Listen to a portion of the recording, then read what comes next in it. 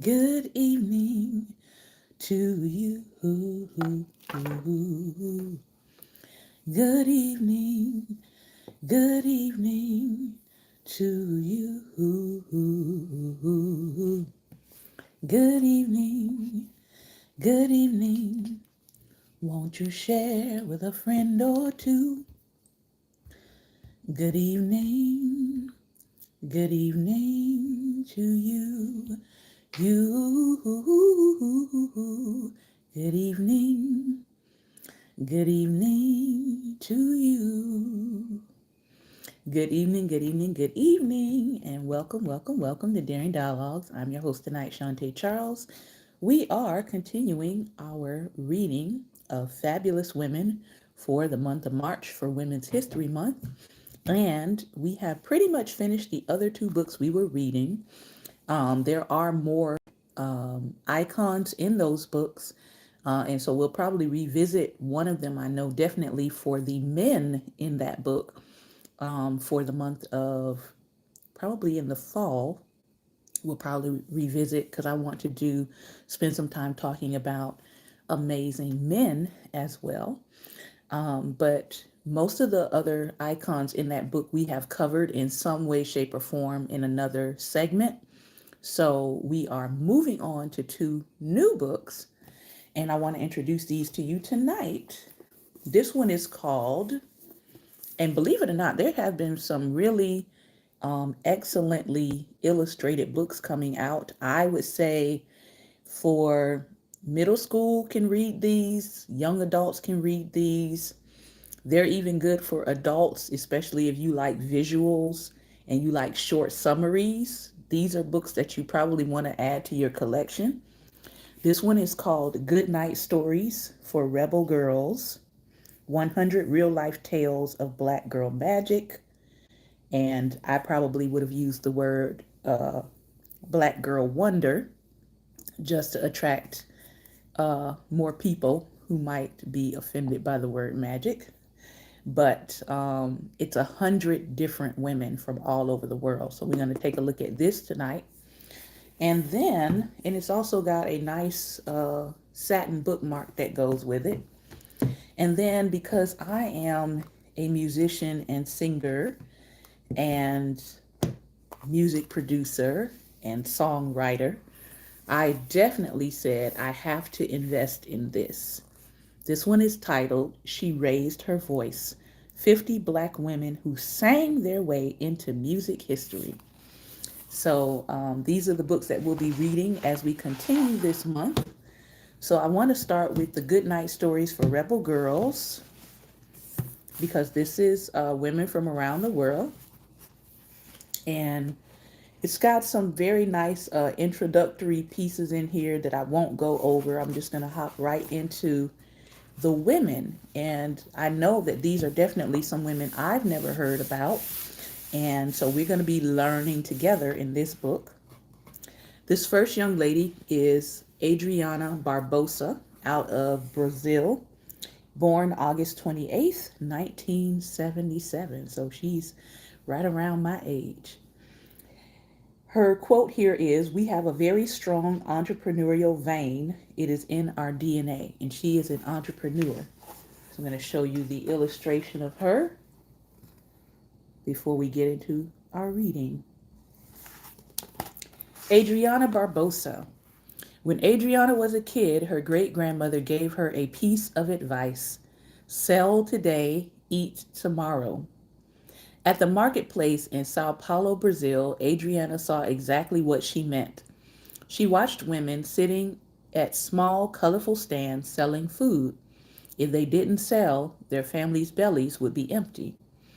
Adriana started her first job at 15 to help out her family, but at 25, she found herself unemployed and out of money. So she set up a thrift store on the side of the road. Sitting there in the hot sun, she made friends with a fellow vendor who sold pastries.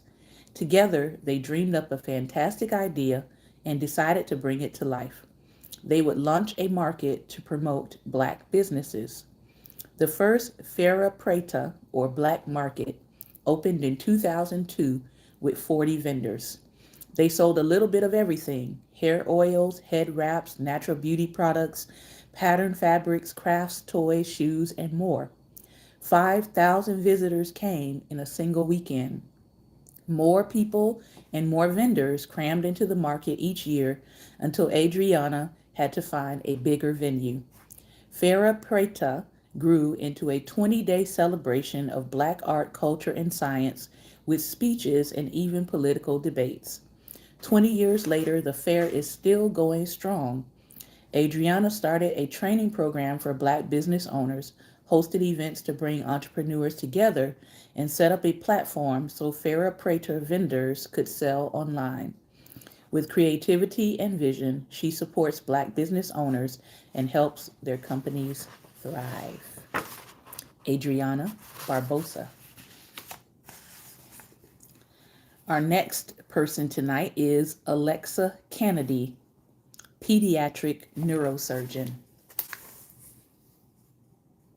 She is from the United States. Born November 7th, 1950. Quote, "The most difficult step to accomplishing something is believing it is possible. Once upon a time, there was a girl who was really smart, but nobody knew it because her test scores were just okay. Alexa's family did a little digging to find out why she didn't test well at school. They found out that Alexa's elementary school teacher had been switching her grades with the white students. The wicked teacher got fired, and Alexa skipped third grade and went straight to fourth. In college, Alexa started out in the math department, but something was missing. Next, she got a degree in zoology, the study of animals, but that wasn't a perfect fit either. Finally, she found medicine, and it was just right. Alexa realized she wanted to heal people. After years and years of training, she became the first Black woman to be a pediatric neurosurgeon, a doctor who treats children's brains. Alexa loved her job. Sometimes she'd work as many as 100 hours in a week, playing games with patients, diagnosing them, and battling their illnesses. She healed thousands of children. Some kids were in her care for so long that she became part of their family. Her patients trusted her and told her about their symptoms. Sometimes even the littlest bits of information could make a big difference in saving a child's life. Once, a little boy came to her showing signs of a stroke. Alexa didn't believe it. He was so young. How could he have a disease that usually only affected adults? Something didn't feel right to Alexa. After many tests, she found a tiny tumor. She removed it and saved the boy's life. Always trust your gut, Alexa says. Next, most people know their movement, but many people don't necessarily know their names.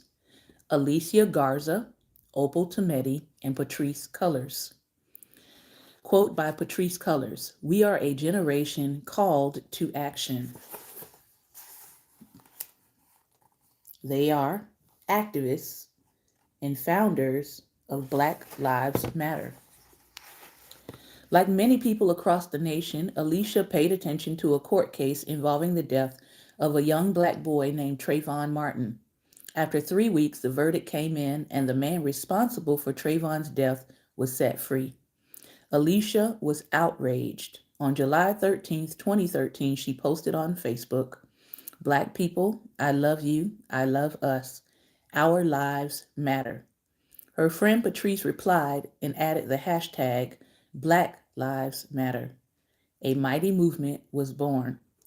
People nationwide used the hashtag on social media. They talked about the unequal treatment of Black people. Soon the conversation turned to action. Patrisse co-led a bus ride for more than 600 people from cities across the country to Ferguson, Missouri, where another young Black man had been killed. Alicia and Patrisse's Nigerian American friend Opal knew what they were doing was important. She thought the movement needed a platform, a place where people could connect and collaborate. So these three innovative organizers formed a global network with more than 40 chapters. The groups work locally to challenge injustice against Black communities, support Black culture and art, and celebrate Black joy. Hashtag Black Lives Matter has brought countless people together to fight for equality, to march, protest, sign petitions, and vote for legislative change.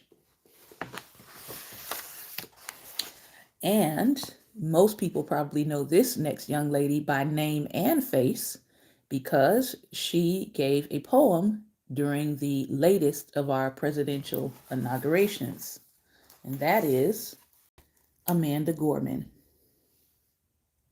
It was very interesting because that day I woke up and I felt the spirit telling me to wear yellow, and I was sitting at home and I was getting ready to watch the inauguration, and up steps this young lady to the podium that day, and she was wearing yellow. And then the light bulb came on for all of the poets and artists around the world. Amanda Gorman, born March 7th, 1998. Once there was a girl who had no idea that one day she would wow the world with her words. As a child, Amanda realized she couldn't hear like other kids did. She wasn't learning to read at the same pace as her classmates, and she had trouble saying certain sounds. But she didn't let those challenges stop her from expressing herself. In the third grade, her teacher introduced her to poetry. Amanda loved how beautifully the words could paint scenes, create characters, and bring messages to life. Writing poetry came naturally to her, and reading her poems aloud helped her to practice her speaking skills. In her powerful poems, Amanda advocated for change in the world. In high school, she began to win awards for her work. She even became the first ever National Youth Poet Laureate, an enormous honor. At 22 years old, Amanda received the invitation of a lifetime. She was asked to write a poem for the 2021 U.S. presidential inauguration. On a cold January day, she stood before the crowd and cameras. The wind whipped around her as excitement swirled inside her mind. After a pause, Amanda opened her mouth. She held her arms outstretched, and with a strong, clear voice, she delivered a poem that called for hope, diversity, and unity in the country. The world watched in awe. New to fame, Amanda said, "I am learning that I am not lightning that strikes once. I am the hurricane that comes every single year, and you can expect to see me again soon." I like that. All right. The next one up is Andrea Jenkins, poet and politician, born May 10th, 1961. This is going to be our last one out of this book before we switch over to the other book. And here's an illustration of her.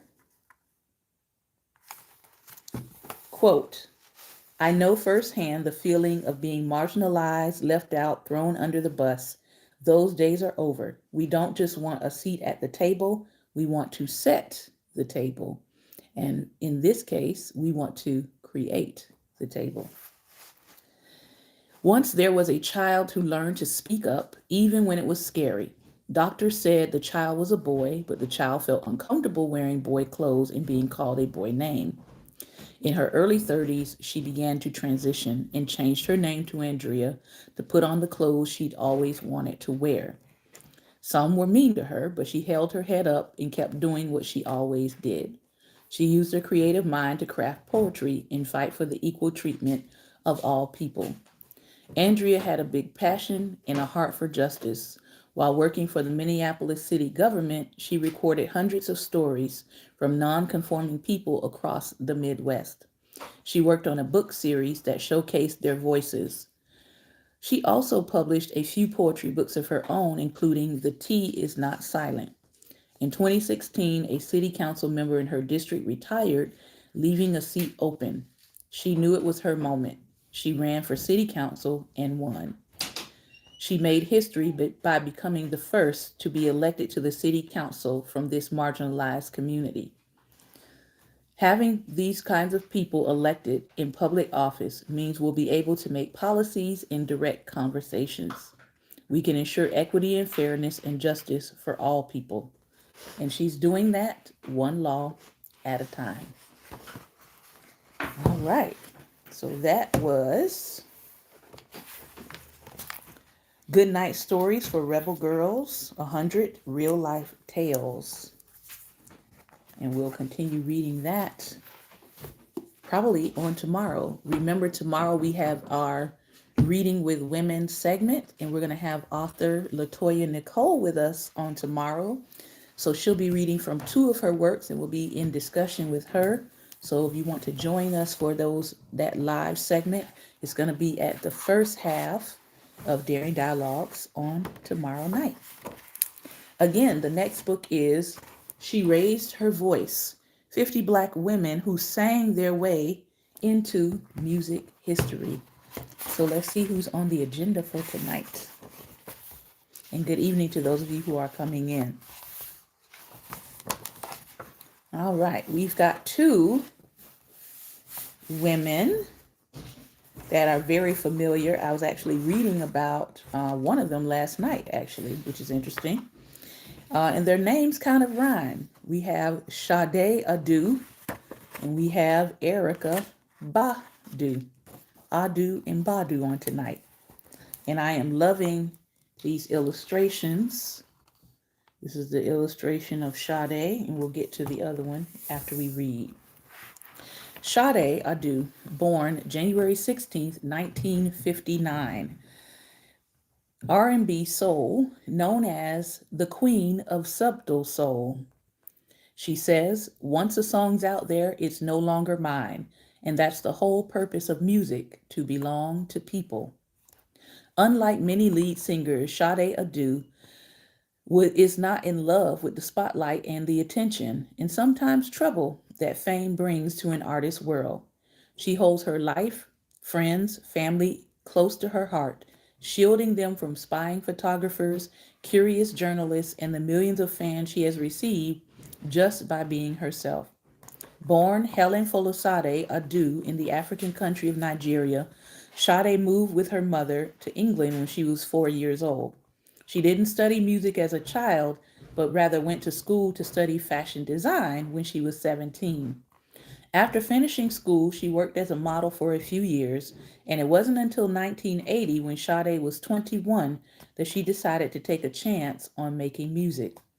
Sade was offered a job as a backup singer for a British band called Pride. While working with Sade, the band's saxophonist Stuart Matthewman realized she was a good songwriter, and the two began writing songs together. They worked hard as a team and started playing their songs during Pride shows. Word about the band began to spread, and record label executives started to take notice of Sade's calm and sullen voice, especially on a song called Smooth Operator. Realizing that they had a special musical bond, both musicians left Pride to start their own group with Sade, with drummer Paul Cook, bass player Paul Denman, and keyboardist Andrew Hale. The newly formed group played to a sold-out nightclub on their first show. It is said that 1,000 people weren't able to even get into the club because there was no room to hold them.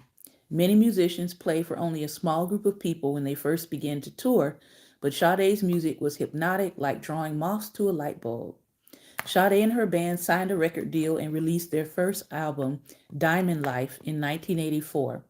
This album sold more than 6 million copies across many countries, making her debut the best-selling album by a woman singer in British history, and the band's song Smooth Operator became a top-selling hit. The next year, Sade and her band released their second album, Promise, which was even more successful than their first. It became the band's first #1 selling album and includes the song The Sweetest Taboo, which is one of her most memorable to this day. In 1986, Sade tried her hand at acting, playing Athene Duncannon in a film called Absolute Beginners. Her band's next two albums, Stronger Than Pride and Love Deluxe, went on to sell millions of copies, but as well as things were going, Sade didn't record another album for 8 years following the birth of her son. Nonetheless, after so many years of her not recording music or playing shows, the world seemed to love her more and more. The band returned with Lovers Rock in 2000 and Soldier of Love in 2010. Even though Sade has recorded only 6 albums in 30 years, her band is one of the most successful music groups on the planet. Sade has a deep connection with her fans that spans space and time, and they continue to love her even when she is silent. Now that's what you call some power. Next up is Erica Badu, and I'll go ahead and show you the rendering of her. Again, this is a really, really lovely book, especially if you have a female musician, singer, artist in your family. This would be a great addition to inspire and encourage them. Erica Badu, born February 26th, 1971. Genre, Neo Soul, also known as the First Lady of Neo Soul. She says, I grew up with all mothers, all women. I come from a long line of matriarchs, very strong women. Erica Abi Wright has a look that stands out among the many songstresses who came before and after her. Growing up, Erica's talent shone through at an early age. When she was 4, she enjoyed performing at Dallas Theater Center and the Black Academy of Arts and Letters. Her uncle was the founder of that academy, and her godmother watched over her. When she was 14 years old, she changed her name from Erica, Erica, to Erica, Erykah, to reflect her spiritual views of the world. Ka means inner self, and Badu is her favorite jazz scat sound. She graduated from Booker T. Washington High School of the Performing and Visual Arts and attended college, Grambling State. But as her love for music grew, Erica knew she had to pursue it full time. And in 1993, she left college to do just that. She worked several odd jobs and performed in a group with her cousin, Robert Free Bradford. The duo released a demo album called Country Cousins, which attracted music producer Kadar Massenberg. In 1995, Kadar connected Erica with the chance to sing a duet with the up-and-coming R&B soul artist D'Angelo on the song Your Precious Love, which was originally sung by Marvin Gaye and Tammy Terrell in 1967. Erica showed that she was poised and ready to grow in her career and signed a record deal with Kadar Entertainment.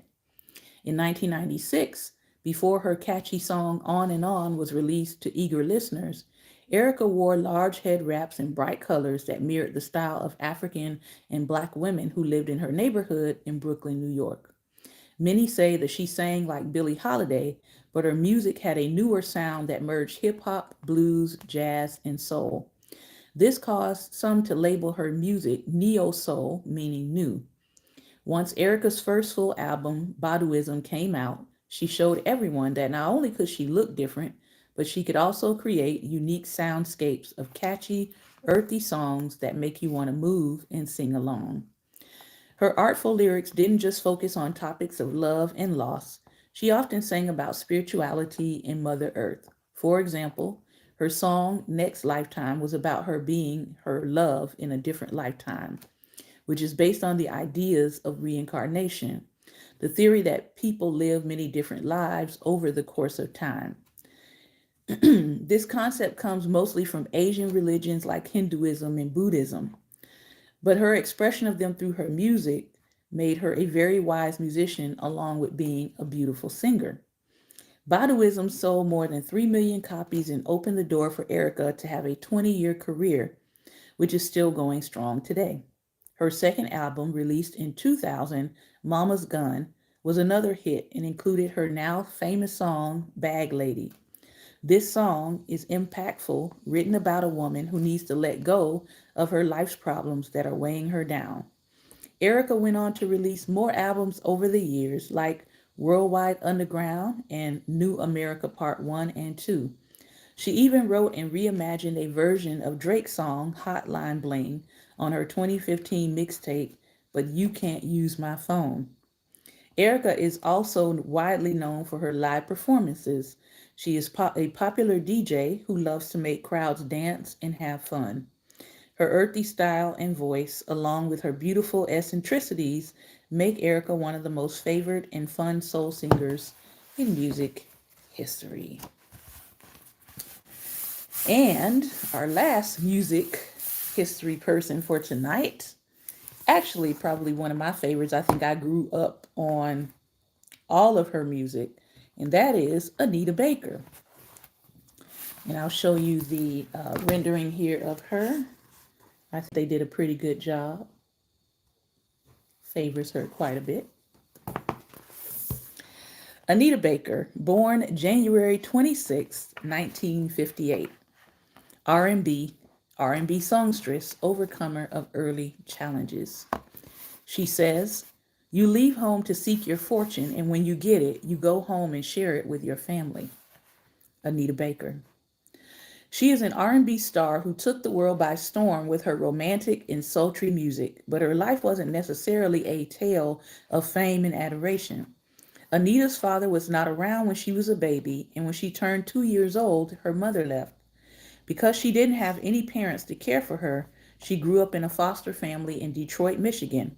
If that was not difficult enough, Anita's foster parents passed away when she was 12, and then she was raised by her foster sister until she was old enough to make it on her own. Anita started to find her path in music when she was 16. She began to perform live in different places around Detroit. She was so determined that she caught the attention of a musician named David Washington, who asked her to join his funk band, Chapter 8. She fit in well, and the group was offered a record deal. Things seemed to be looking up for Anita, but her road to stardom was still bumpy. Her band lost their record deal after recording their first album, and Anita was told that she didn't have enough talent to make it big as a solo singer. Boy, were they wrong. Saddened and discouraged, she went back to Detroit and began working as a receptionist and waitress. A few years later, and seemingly out of nowhere, Anita received a lucky break when one of the people who worked at her old record label contacted her and convinced her to record her own music. She released her first solo album, The Songstress, in 1983, and it was a success. Nonetheless, Anita still had to work hard and fight for her chance to touch the world. It's been said that she didn't receive some of the money that she earned from the sales of her first solo album, and that her record label wasn't moving very fast on putting out her second album. She had to go to court to fight for her freedom to record her music with a different label. But where there's struggle, there can also be a road to success. Anita's second album, Rapture, got the R&B single her first pop hit with the song Sweet Love in 1986, and it went on to sell more than 8 million copies and even won her 2 Grammy Awards. Throughout her career, Anita has sold millions more records. She was even given an honorary doctorate of music from Berklee College of Music, proving that she was able to overcome adversity, all while being a very intelligent musical mind. Anita proves that it pays to never give up. She also proves that when you're really good at something, people will come looking for you. It may take a while, it may take a moment, but when you got the goods, somebody, when they get the opportunity to help you out and to showcase those goods, they will come looking for you. All right. So that is all of the women that I wanted to talk and share with you about tonight. If you want to respond to any of the women that we have read about, you can feel free to click on the camera and I will bring you on. If any of those women inspired you, or you have some insight that you want to share and add to tonight, this is now the time to do so. The floor is now open.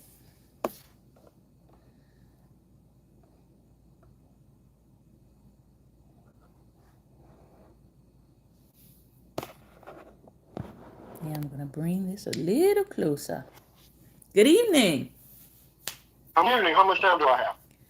You've got 30 minutes tonight. Okay, all right. So this is man. I'm telling you, those are 3 singers. Mm-hmm. They were 3 of my favorites. I remember Anita Baker when she first came out. And I didn't know about all the struggles, Mm-hmm. but as you said, it shows that when you got the talent and you're good at it, somebody comes looking for it. Mm-hmm. See, now the record for the band said, "Oh, you ain't got you know you ain't it. You can't make it on your own." But somebody that was with that record label when they left, Mm-hmm. they looked her up, but they knew she had it. Yeah. that's the difference. They knew that she had it. Do you recognize gold when you strike it? Exactly. It's a lot of people Exactly. striking gold, but they don't recognize it's gold. And Erica Badu also, I remember her when she came out. See, I had always heard about Erica Badu, but I haven't listened to any of her music. But people tell me that I sound like her, or they tell me I sound like India Arie. So I have gone and listened to a little bit of India's music, but I try not to listen to too many people because I don't necessarily want to be influenced by their sound. But growing up, my mom was always playing Sade and Anita Baker, Whitney Houston, Mariah Carey, Denise Williams, Rick James. Like I grew up on like 70s music.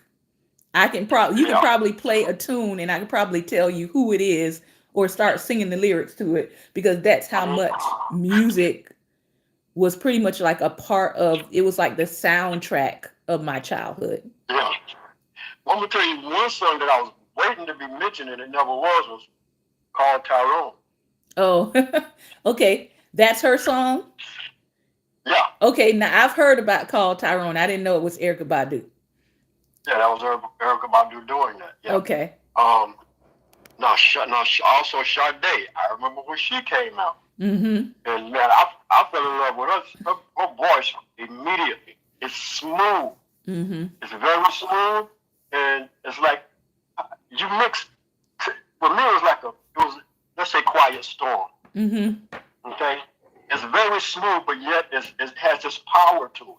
Mm-hmm. It had this power to it, like a listen. I'm gonna do this. I'm gonna put it, give it to y'all. I'm gonna make y'all love it, and you're gonna love it, and that's gonna be it. And it was like when she's saying, it's like you felt what she was singing. And you know what's interesting about, I think I want to say all three of them, is that it was musicians that recognized their singing ability. Like it wasn't other singers that were saying, hey, come join us. Right. It was musicians who understand sound and understanding how their voice could gel with the sounds they were creating, which I think is a huge thing. One of the things I know that I have I will say struggled with over the years is finding musicians who understand my sound and are willing to go the distance. Because I know so many musicians, it's not even funny. But can I get you to stay on track with what I'm creating and move it forward? So I have been fortunate enough on the 2 projects I've worked on. I have been fortunate enough to have really talented musicians work with me, but I would love to be a part of a band. It's just a matter of finding musicians who are willing to, because these people have been with their bands for decades. It's like in this day and age with the gig mentality, everybody wants to kind of like do a set or do a job and get off, get paid and keep it moving. So the kind of bands that they had, it's like, we're going to work this. We're going to create songs with each other. We're going to gel as a team, and we're going to be consistent in it. And I don't think I see that as much as it was back then. No, you don't. You don't. And but I mean, you're right. You're absolutely right on those points. And I remember I was with the praise team, and I remember the first pastor there. There was a soloist that people loved, but she would not play so over the praise team, and there was a reason for that. Now the next pastor that came in, heard her do solos and placed her with a praise team. She had no idea of voices or anything. See, she would just do her solo. A soloist is not necessarily a singer. Right. But a singer can do solo. See, people don't get that. Yeah. And me and her kept bumping heads because I knew voices. See, and I knew when she was going off. But we had this one girl that came in. You know, she came. Her children started going to the ministry. She came in. We had a program. She did a solo, and I told people immediately, she's a singer. She can do every voice in the background. I told them that. Sure enough, when we started doing rehearsals, yeah, because I heard it. See, I mean, you can hear it. When you know music. Me myself, I was also a musician. When you know music and voices, you can hear it. Yeah. You can hear it.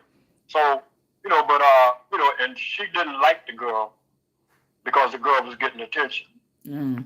Well, you know. Ran the girl away, basically, yeah. Oh, I could have a whole segment about musicians, singers, and ego. Oh yeah. I mean, I have been a soloist. I have done praise teams. I have worked with choirs. I've done collegiate choir work. And I have choreographed music and vocals and all of that for songs.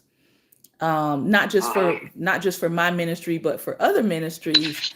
And somebody asked me when I presented my first production, they were like, "Oh, that is so wonderful that, you had this group of singers." I was like, no, that's me singing all those different parts. And they were like, "You wrote it, produced it, sang all the parts, and then mixed it together?" I was like, "No, I had a producer that was doing my sound and my mixing." But I'm like, yeah, I hear parts in my head. And I know how things are supposed to sound, and I know how I want them to sound. And they were like, "So if you do this live," I was like, "Well, obviously, if I do it live, I'm going to have to hire background singers, and they're going to have to learn parts. But they already have the structure, right? Because I can go back into the studio and break down that song and give them their individual parts for them to learn." So to me, it's like, that's the easiest part at this point. They could just listen to the recording. Right. So for me, it's like I believe in the creation of the parts. Like, I can hear what sounds are supposed to be created. I can hear what instruments should be used for a song that will make the song stand out. Like, I can tell you, like, I want keyboards on this, I want trumpet, I want sax, like, because I can actually hear the music in my head coming together. So when I go into a studio, it's just me sitting with the producer saying, "Here's the sounds I want. I don't want this. I may want drums, but I may not want, bass. I may want guitar, but I can tell you if it's supposed to be electric or if it's supposed to be acoustic or whatever, because I can actually hear those sounds." So that's why when I have been in the studio, it's kind of been like, this was really easy to put together because you knew what you wanted. And I was like, yeah. You know what? We're speaking about singers, and there's one of my favorite singers on there, my sister, not biological, but love her like a sister. Proven, says Proven Music 419. She's a worshiper, man. This anointed. But I tell you, anointed, she's anointed. And that's what a lot of people don't have. They got the voice. They got strategy, but they're not anointed. She's anointed. She's anointed. So, shout out Pendra. Her name is Pendra Stokes. Shout out Pendra. Awesome. Well, you're one of my favorite singers too. I know I didn't have to say that. Well, thank you. Trust me, I'm not everybody's favorite singer. So I'll take it when I can get it. So thank you. But But yeah, I really like this book, and we're gonna dig in some more because it's got people who we have just not heard their names in a while. Like I don't see people talking about some of these singers anymore, and it's concerning. It's concerning with so much what do they call it? What's the thing where they alter the voices? I forget. Auto tune. That right there. Hello, Lady Stephanie. With so much auto tune, like my first project, I specifically was like, I want this to sound very raw. I don't want it to be smoothed over, and being able to go into the studio and say, hey, we don't need to auto tune you because you have perfect pitch, which is very hard apparently to find in singers. But I was like, I probably have perfect pitch because I literally have been singing all my life in one shape or another. I remember like growing up in my house, when we would clean up, there was always music going. Always. There was never like any silence in my home. When my mom would come home work, she would put on music and start singing. So it was just a constant thing. But some of the people in here, Dee Dee Bridgewater, and actually I did something on her yesterday on my page. Betty Carter. Here's another one I grew up on. Roberta Flack. People don't say her name very much anymore, but Roberta Flack? Come on. Roberta Flack, keyboard player, singer, she was awesome. Who's another one in here? We talked about Abby Lincoln last night. Let's see. Memphis Minnie. Here's another one we don't hear a lot about. The Pointer Sisters. Right. The Pointer. Minnie Riperton. Like those are the people I grew up on. Diana Ross, of course. Nina Simone, Mavis Staples, Big Mama Thornton, Dionne Warwick. Everybody knows Whitney, but Dionne can sing too. Nancy Wilson. So right. So when it came to Dionne, Whitney who? Those voices came, Whitney came from generations of voices, even her mom, Cissy Houston. But I highly recommend this if you are in music, you are a singer, songwriter, just looking at the stories of these women who have come before us, who made their way. They sang their way into music history. Very, very inspiring. And if you kind of feel like, I used to be scared of Minnie Riperton's album cover when I was little. No, the album cover, and I was laughing with my husband about this the other night. The album cover that stuck out to me when I was growing up was Rick James. Because I didn't know what he was. You have to realize I was a little girl and I was looking at this album cover, and it was, I didn't know if it was a man or a woman at first, because he had the big, curly hair, and then he was leaning up against this pole, and he had on red thigh-high boots, and I was like confused. I was like, what is going on here? But when my mom started to play his music, I was like, oh, okay. The music was very like jazzy and funky. Rick had a lot going on. Yes, he did. And so I just recently watched a Showtime documentary, I think, on Rick James. Very, very powerful documentary. Kind of really expressing his life. I think his daughter put the documentary together, but it has video footage from him talking, about different things that were going on in his life. I didn't know that he was, abusive to women. Like there's a lot of stuff going on with him, but he just kind of seemed like he was really trying to find his way, and he wound up getting addicted, and that addiction eventually took him out. So, just thinking about the music that we've grown up on, one of my favorite songstresses, a lot of people don't really talk about her, is Olita Adams. Like, Mm-hmm. I learned breath control singing Olita Adams' songs. Especially, I don't care how you get here, just get here if you can.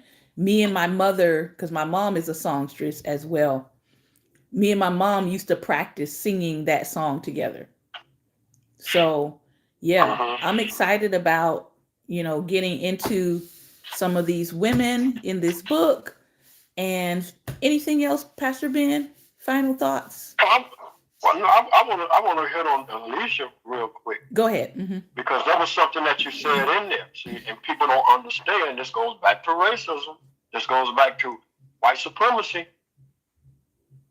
Her teacher took her grades and gave them to a white student. Oh, the neurosurgeon. Yeah. Yeah, the neurosurgeon. You know, and she was getting bad grades because the teacher was switching. It wasn't because she was a smart. The girl turned out to be genius. Do you, this is the young lady he's talking about, Alexa Kennedy, pediatric neurosurgeon. Listen, I don't even want to start with how many raggedy things sometimes happen in the education sector, but yeah, that's definitely one. Mm-hmm. That's definitely one. Fudging grades, fudging scores. I think there was some years back where it was a whole school that was faking test scores. This was in Atlanta. And it was like all Black educators and everybody went to jail. I remember that.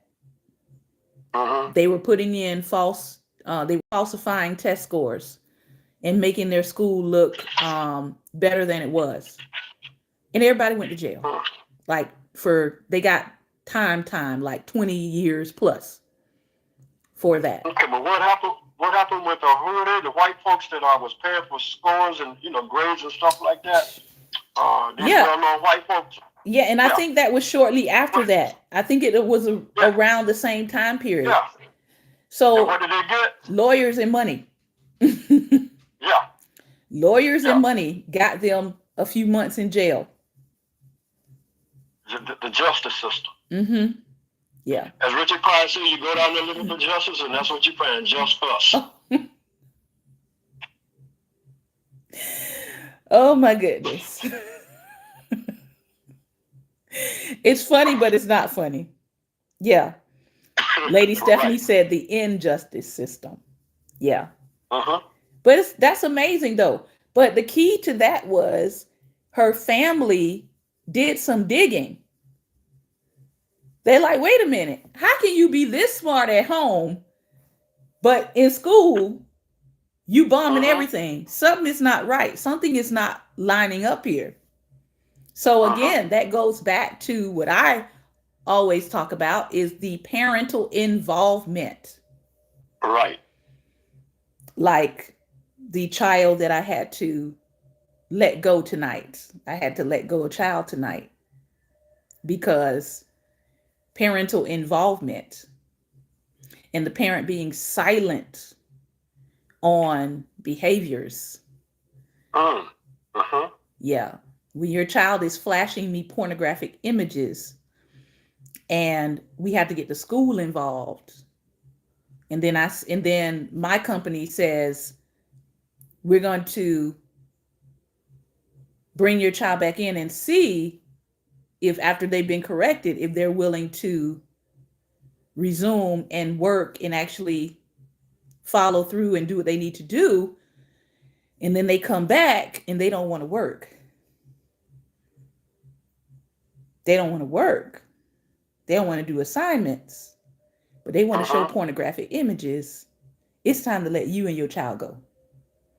Because what you're not going to do is you're not going to involve me in something that has me dealing with licensure issues that I've worked over 20 years to maintain with zero anything on my end, on my licensure.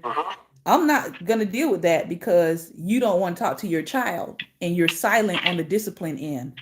So, bye-bye. Well, the child probably told them to shut up and get out of their room. It's a partnership, not the full responsibility of the education system. Exactly.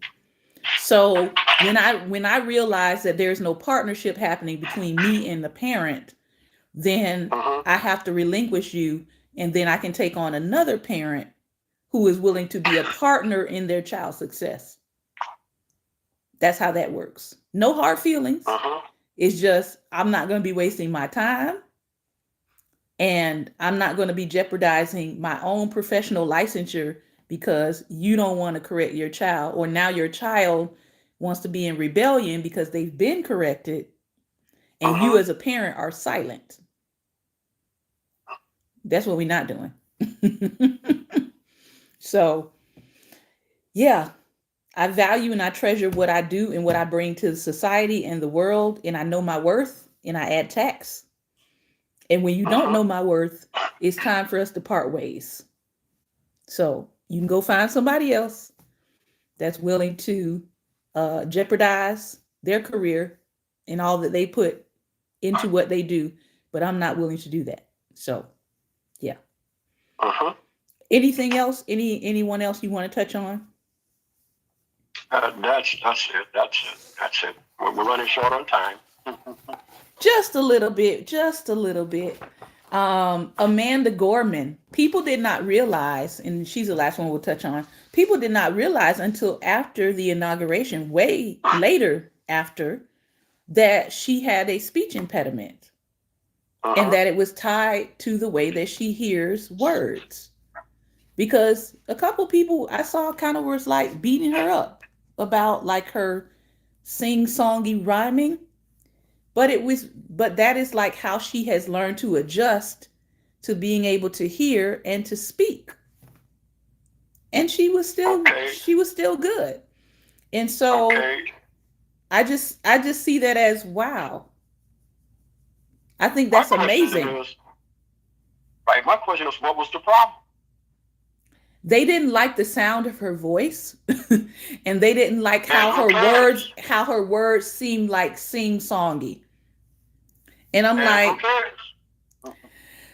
but the reality is her voice is that way is because she has learned, or she has adjusted or taught herself how to adjust so that she can do what it is that she was put here to do.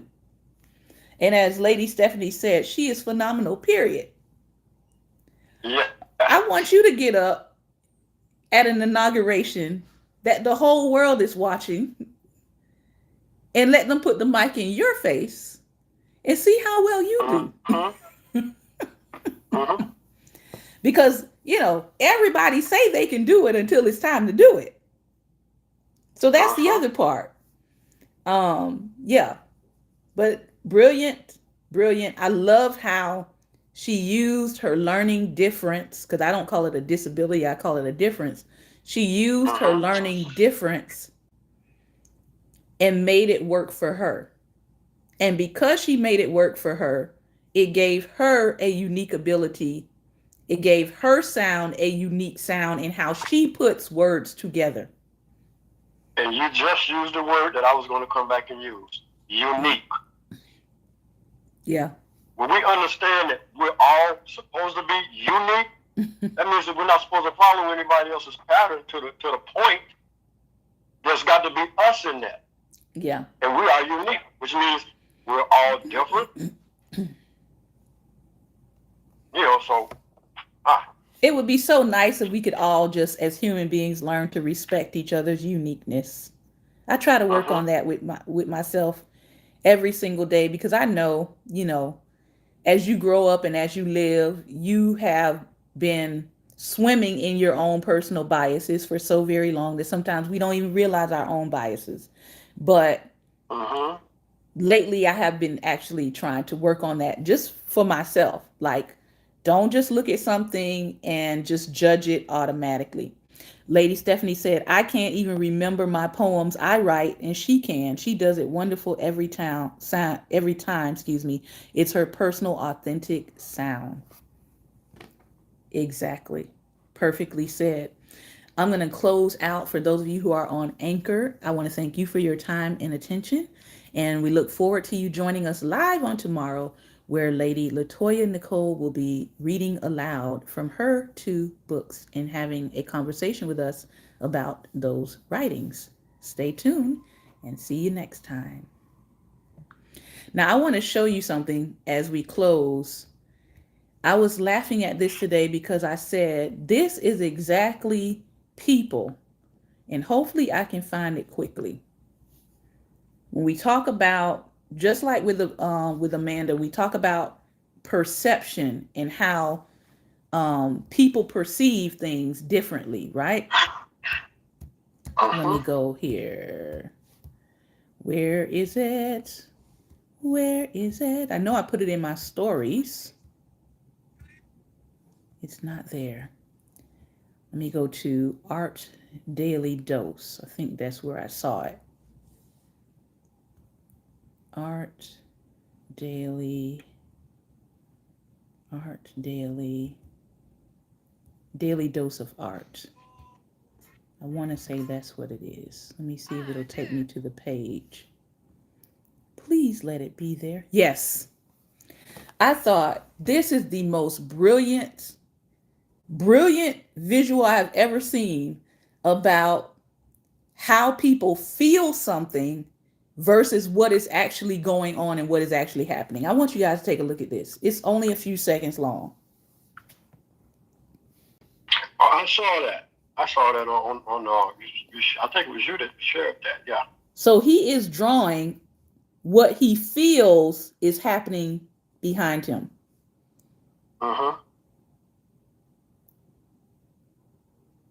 Notice it looks absolutely nothing like what is actually going on behind him. And I said, my goodness, if this isn't the definition of a lot of what I see people say when they say, I felt something in my spirit. I sense it in my spirit. I'm like, no, that's not your discernment. That's your emotions. And I need you to learn how to separate your emotions from your discernment. Because just like in that video, what you felt was going on was actually not what was going on. And because he was going by what he was feeling happening, he came out with a whole different perception of what was actually happening. And I see that so many times just with humans, with us as human beings. People were saying, like I said with Amanda, people were saying, oh, you know, she kind of does this rhymey thing, like just a nursery rhyme, not even understanding that there was a reason behind it, that she had developed a system that helped her to read and to speak and to hear things in a way that made sense to her.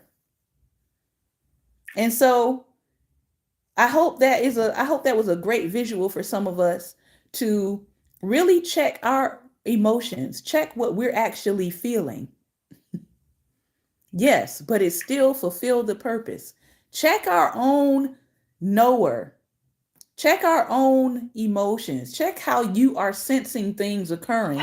And then ask yourself, am I just feeling this? Or is this really what's going on? Sometimes we just need to check. We just need to check and make sure that it's our discernment, it's the Spirit's discernment really, versus our own emotions being brought into it. This has been another episode of Daring Dialogues, and I've been your host tonight, Shantae Charles. I hope that you enjoyed our conversation that got way off topic. And we're going to bring it back in always. But I hope you enjoyed. And I hope you have a wonderful night. And remember, light is the most daring opposition to darkness. So continue to go out and be what, Pastor Ben? Light. Be light. Take care, everybody, and have a wonderful night. God bless. Amen.